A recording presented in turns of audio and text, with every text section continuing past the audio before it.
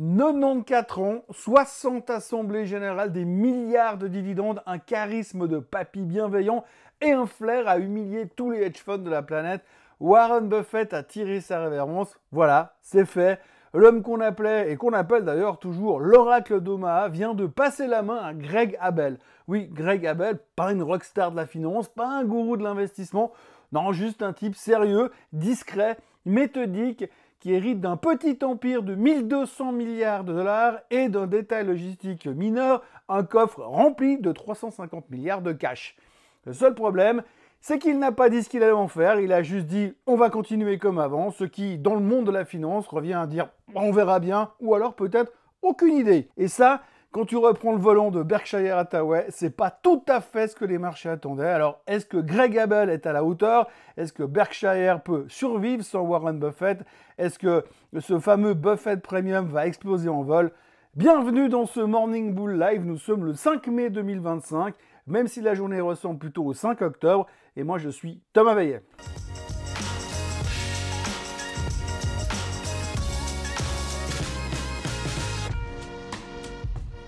Alors avant toute chose, ce que vous allez entendre et voir dans cette vidéo n'est pas un conseil financier, c'est mon avis, mon analyse et parfois mon humeur du jour. Par contre, si vous voulez comprendre la bourse, là, vous êtes au bon endroit. Avant toute chose et avant de parler des sujets qui vont faire bouger la semaine, on peut rapidement revenir sur les chiffres de l'emploi et ceux de la semaine dernière. J'en ai déjà parlé dans Swiss Bliss de samedi, plus en détail, mais on ne peut pas ne pas en parler pour commencer la semaine. Voici donc la version express pour ceux qui n'étaient pas là ce week-end. 177 000 jobs ont été créés au mois d'avril, 42 000 de plus que prévu. Alors, champagne? Ouais, mais champagne sans bulle, parce qu'on a juste oublié que toute la semaine dernière, les chiffres économiques étaient vraiment dégueulasses. ADP, JOLTS, PIB, inflation, tout clignotait du côté rouge. Mais comme toujours, le marché a retenu un seul chiffre, le bon. Et hop, euphorie, taux de chômage stable à 4,2%, salaire qui monte à peine et surtout, les espoirs de baisse des taux mercredi ont fondu comme neige au soleil, plus que 1,3% de probabilité selon les sondages. Autant dire que Powell ne va rien faire et que Trump va probablement péter un câble dans la foulée. Le marché du travail tient encore debout, mais sur un fil, de plus en plus d'Américains cumulent 2 jobs, dorment dans leur bagnole, et les secteurs publics ou touristiques sont sous pression. Mais tout va bien, le S&P 500 a aligné vendredi dernier sa 9e hausse d'affilée. Vive l'oubli sélectif.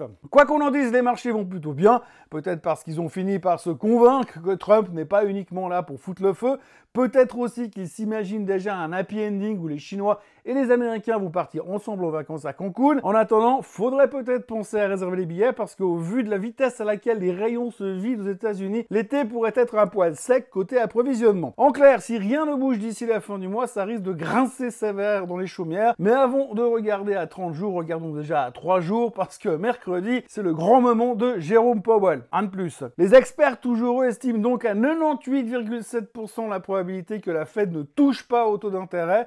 Powell devrait donc rester tranquille, droit dans ses bottes et annoncer qu'il attend de voir l'effet des taxes douanières sur l'économie pour agir. Traduction, je ne vais rien faire pour l'instant, mais je garde un œil sur le barbecue inflationniste histoire de voir si jamais il se mettait à repartir. Le tout, c'est comment il va le dire. Si Powell sort un discours bien de viche, genre « ne vous inquiétez pas, je suis à l'écoute, je bougerai sûrement les taux en juin », le marché devrait applaudir. Mais s'il reste flou, un peu sec et rigide, voire carrément au quiche en mode « l'inflation d'abord et le reste on verra plus tard », Trump ne va pas rater le coche. Il ne va pas rater le coche pour allumer Powell sur tous les canaux disponibles et on va reparler sérieusement de le virer pour faute grave. Conclusion, pas de baisse des taux en vue cette semaine, mais un bras de fer qui repart, round numéro 8, Trump dans le coin rouge, Powell dans le coin bleu, et nous on sera au milieu à essayer d'éviter de prendre trop de coups dans les swings du marché chaque fois que l'un des deux ouvrira la bouche. Bon, avant de passer à la suite, impossible de ne pas parler de la bombe du week-end, et non, c'est pas un tweet de Trump, c'est Warren Buffett, oui, le vrai, l'oracle d'Omaha qui a donc passé la main. Et clap de fin, après 60 assemblées générales passées, a fait rêver les investisseurs de tous bords. À 94 ans, Warren Buffett a donc annoncé qu'il quittait la direction de Berkshire Hathaway et même son successeur Greg Abel n'était même pas au courant. Ambiance surprise party mais sans le gâteau. Greg Abel, c'est l'homme de l'ombre, il dirigeait la branche énergie de Berkshire Hathaway. Il a piloté des acquisitions assez massives et depuis 2018, il avait la main sur tout ce qui était aussi assurance. Il avait aurait déjà été désigné comme successeur en 2021 par Warren Buffett. Mais personne ne savait que le jour J, c'était ce week-end. Et là, il récupère donc un empire avec des titres majeurs comme Apple, American Express, des trains, des bonbons et surtout 350 milliards de cash, de quoi faire trembler les marchés dans tous les sens. Mais soyons clairs, pour l'instant, on sait déjà qu'il n'y aura jamais un autre Warren Buffett parce que ce mec, c'était un cocktail impossible à reproduire, une discipline de moine tibétain, un timing historique parfait et une liberté structurelle totale. Résultat, depuis 87, juste depuis 87, l'action Berkshire Hathaway a gagné 27 809% et à côté, le S&P 500 fait pas le figure avec ses 4 838%. Oui, seulement 4 838%. À côté de ça, même Elon Musk ressemble à un petit joueur et Bill Ackman fait figure d'amateur. Mais maintenant, la vraie question c'est qu'est-ce que Greg Abel va faire? Parce que Abel c'est un industriel et pas forcément un gourou de la finance au même niveau que Warren Buffett. Il laisse les portefeuilles d'actions à Combs et Wessler. Lui, il exécute principalement, il va gérer, il optimise très bien même. Mais est-ce qu'il va pouvoir garder l'ADN de Berkshire Hathaway?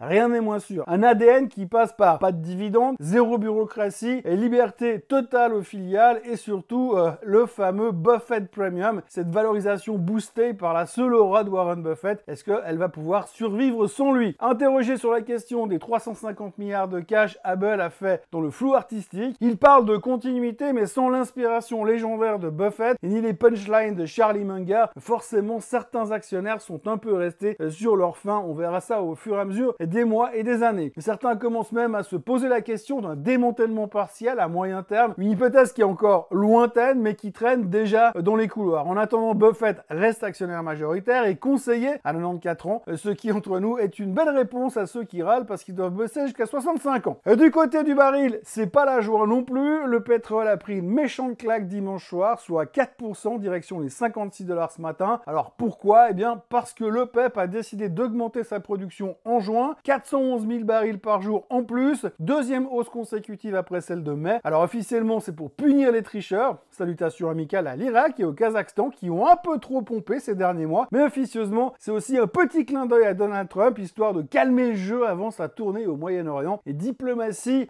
pétrolière oblige. Résultat, en avril, eh bien, le pétrole aura perdu 18,6%. C'est sa pire chute mensuelle depuis novembre 2021. Et ça fait mal aux producteurs, mais pas forcément aux automobilistes. Il faut bien avouer, parce que remplir un réservoir pourrait presque redevenir une activité amusante. Et pendant ce temps-là, Trump, lui, continue de faire du Trump. Cette fois, il veut imposer une taxe de 100% sur les films produits en dehors des USA, Hollywood ou rien, visiblement. Il a aussi expliqué que tout ce qui va bien dans l'économie, c'est grâce à lui, et que tout ce qui va mal, c'est la faute à Biden. Eh oui, on est officiellement de nouveau dans une cour de récré aux États-Unis. Pour ceux qui doutent encore de ses ambitions, d'ailleurs, Trump a laissé entendre ce week-end qu'il comptait bien rester 8 ans au pouvoir. Donc si vous pensiez en avoir fini avec lui dans 3 ans et des brouettes, spoiler alerte, pas du tout.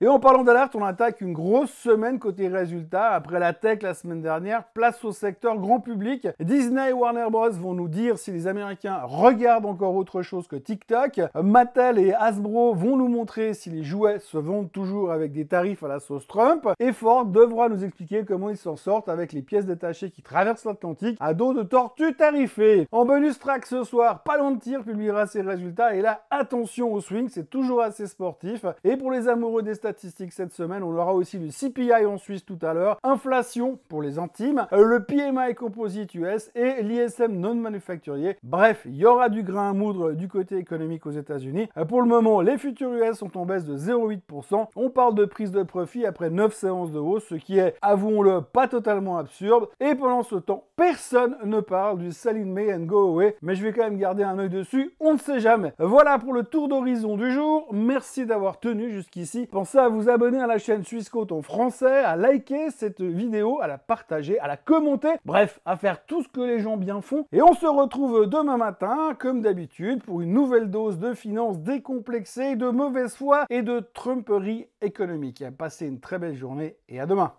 Bye bye.